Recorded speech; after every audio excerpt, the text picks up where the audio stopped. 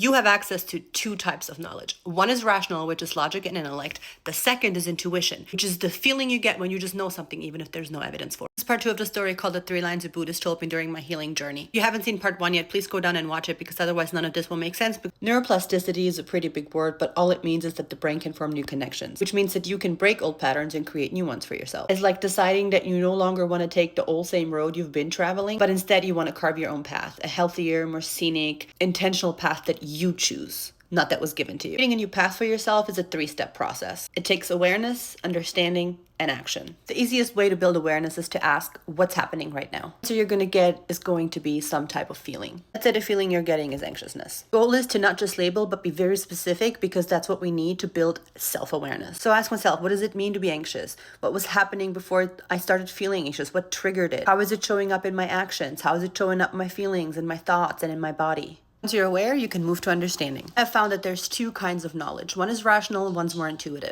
That's why I split the understanding portion into 2. One is the science. The second is the need sections, which helps you to tap into your innate intuitive knowledge. The science sections, we get a bit geeky. Talk about hormones and the nervous system and neurotransmitters. We also talk about tools and strategies to intercept automatic or panic behavior instantly. Where the science was about the intellect, the need section is about your intuition. Every single human has the ability to tap into intuitive.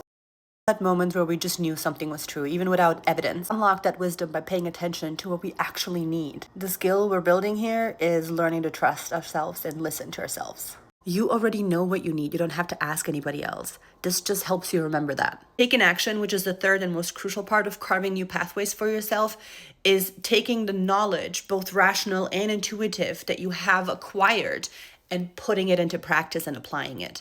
We do this with 300 pages full of ancient practices, guided meditation, somatic exercises, prompts rooted in psychology and neuroscience, as well as guided breathwork. Knowledge, understanding, and action over time create new pathways in your brain, which helps you turn pain into possibility and creates a completely new life for yourself. This is how you reshape the lines, aka rewire your brain. This resource took me a decade to make. It's the thing I wish I had when I was stuck and didn't know what else to do.